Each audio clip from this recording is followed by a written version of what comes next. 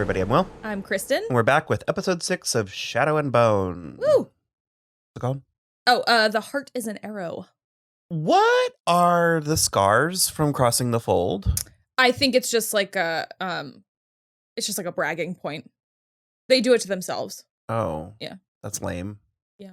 Because it's also a really good way to tell on yourself. Well, like what happened in this episode? Yeah. And also, ow.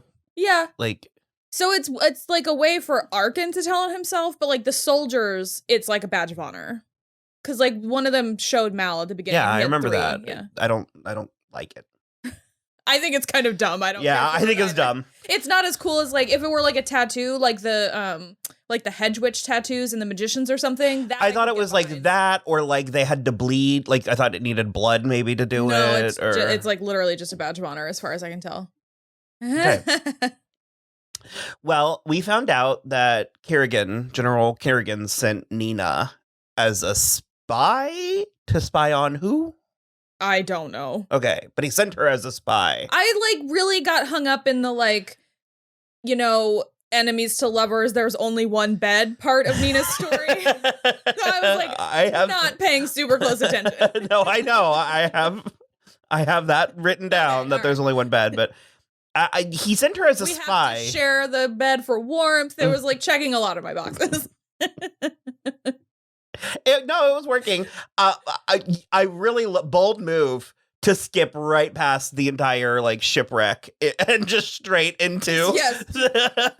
Just right there. I'm not even joking. I was like, you know what? I respect that. He got story to tell. We got places to go. Again, though, it's the type of thing where like I still think the show could have used 2 more episodes.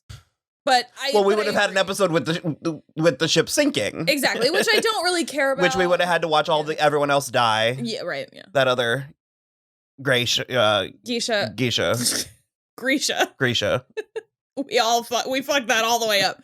Yeah. Once this is over, whoosh. Yeah, my went right out of my. I already watched this like 3 hours ago, and I like barely remember what happened. So yeah, and she rescued. Well, I was calling him Muscle the whole time because she was calling him Muscle. Matthias. And it's Matthias, which they've mentioned him a few times before in the show. Oh, okay. Someone was like, Matthias is with them. Okay. So someone, I don't remember who was saying this, but someone knows who it is. Okay. Because I clocked that name because that's been a name in several shows of a guy we like, and he always dies. So this one seems to be doing okay, although he has a lot of hang-ups about he's a Republican. Women. Yeah, he's a Republican. I was like, he keeps calling her lewd, though. Yeah. I really like that. He keeps on calling Nina lewd, and I think that's very funny. And he also was like, women aren't supposed to fight, and she was like, I can't wait till you get your ass kicked by a girl. And he was like, it'll never happen. And she goes, well, I'll do it for you then. It's all working for me there, stuff. No, yeah, it was funny. He was, because I wrote down several notes for him. The first one was, woof. And the second one was, Just about what he's saying, the things he's saying, yeah. Stop talking. Yeah.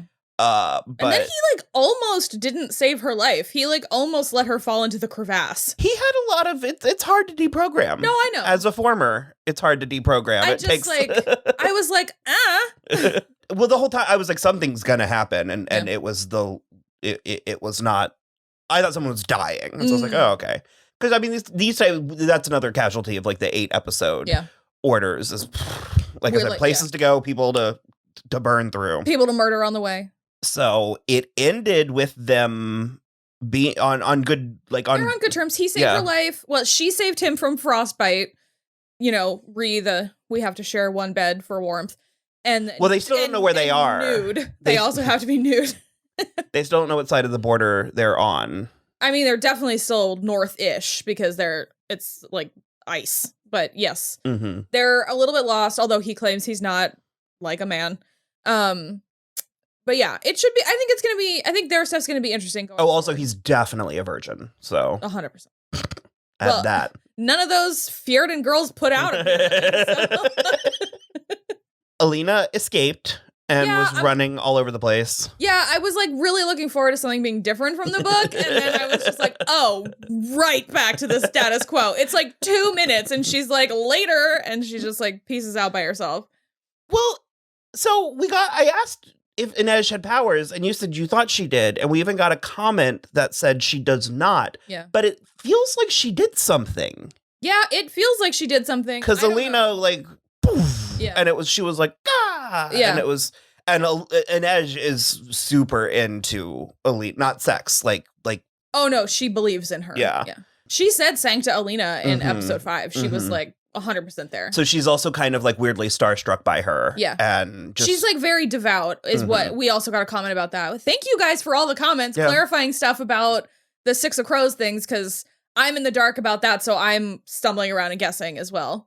And maybe it's just the reverence. Maybe it's just that's what we're and as far as, because you were like, you thought she disappeared into smoke, and I was like, she could just be like, yeah, like I mean, I think that is part of it, you know, but I still don't know. She might have something. She might, in the show, she might have something, but we have been reliably told that she does not have powers in the book, and she's just good with the knives, and also she had never killed anybody before, and then on top of that, the fact that she had to murder that Inferny in the church might be like extra fucking with her head because she's so devout. So that all makes sense.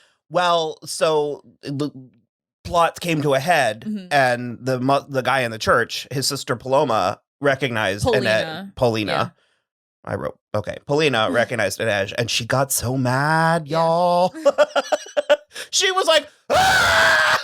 Like she like she lost her shit. It was like berserker level. Yeah. Like, I will kill you immediately. And I mean, I get it. Yeah. But I'm also like, dude, your brother was serving a massive platter of haterade. Like, well, and then she picked up the haterade and added more of her own to it. And I do like that Inej gave her the out. She was like, she like stabbed her. Loved like, that. In the heart almost. And she was like, I wouldn't pull that out until you have a healer or you'll bleed out. And the 30 seconds, you'll have 30 seconds. Paulina was like, I will never stop hunting you. And she was like, well, in that case, zoink.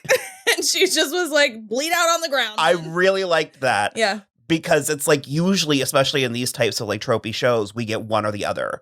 We get like a person who's like so good that it verges, it's like self-destructively good. Yeah. Or like, because I'm the bad guy. Yeah. And I really like this like gray thing where she's like, well, I mean, if you're going to force my hand. I think that's like a big issue with like that even the other characters have with Harry Potter is that he won't use mean spells. When they're like fighting for their lives, and then that's the thing that I think people liked so much about Katniss is that she's not afraid to kill people. No, she did what needed to be done. She also still does have like she was a level of tenderness in almost her. Too willing to kill people re-Peeta in the third book. Just like Peeta said he doesn't like his dinner. I have to kill him to save him from this suffering. So David is still a thing, barely. I only recognized him because I was like, why is this dude being so squirrely? So twitchy. And then I was like, oh, it's David. Yeah. And he can track Alina based on a ring she's wearing that Jenya gave her. It was very deliberate when she put it on. I remember. Her, and then we very deliberately saw it in some of Alina's scenes with Mal in this episode. So. Oh, yeah. And Alina and Mal found each other. Yeah, that's the status quo that we're back to.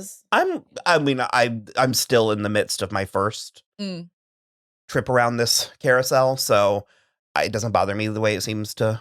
It bothered me in the book too. I think Mal's a little boring. Apologies to people who like it. I said it before, and I think I tweeted it twice now. I have zero integrity in this type of situation. I would be with Ben Barnes doing whatever he asked me to do in the little palace. So, well, that then does bring me back to my last note, which I read off camera, but I said Mal thinks Alina's looking kind of thick. Yeah, okay, so that is something that they didn't hit enough in the show, but it's like commented on multiple times in the book that she just sort of doesn't eat. Like often or much, but once she starts actually using her powers, it like takes a lot out of her. So she like it's again with the like suppressing her powers thing. Like once she stops suppressing it, she sort of blossoms and she like wants food and she needs food, and so it's like all of these things that she normally should have been doing the whole time kind of come to a head. So, but they determine somehow that leads her to some revelation about Kirigan. Yeah, because he comments on how she looks healthier and like and better. And it basically, that's how she realized the more that he uses his power, that's why he's been able to live for so long. Because he's fully embraced it. And so it's helping keep him alive. Oh, I thought it was more nefarious than that. I thought he was feeding on people. No. Well, you could argue that he's feeding on the souls that have turned into the Volcra, but I don't know if that's... Oh, yeah, those were people. They were people, yeah. Women and children, because they said it. I mean, not only, but yeah. There were towns inside the fold. Yeah, I forgot that they said that. Yeah. And so, can it be undone? I think they will still be deceased people. Oh. The fold can be undone, but that will then kill the Volcra. They need the darkness to, like, survive. Inej did not know that Kaz bet the house to Helene. Yeah, and she was like, what did you do? And I liked his little parlor trick against razzle dazzle against Kirigan. Yeah, kind of. I just wanted so badly for you to see him kind of like running away in the background. It's just like or like hiding in that barrel.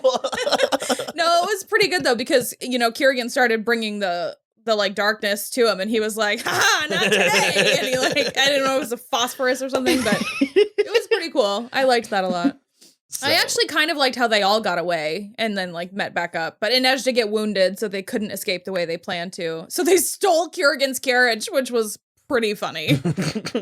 I liked that too. And I'm trying to think. I feel like there was, Alina and Mal decided to track the stag again because if she has the power, she can fight against Kirigan. Cool. She accidentally called him Alexander, and Mal was like, "Who?" And she had to be like, "I almost fucked him, but I didn't." Well, not for lack of trying. Not for lack of trying, for sure.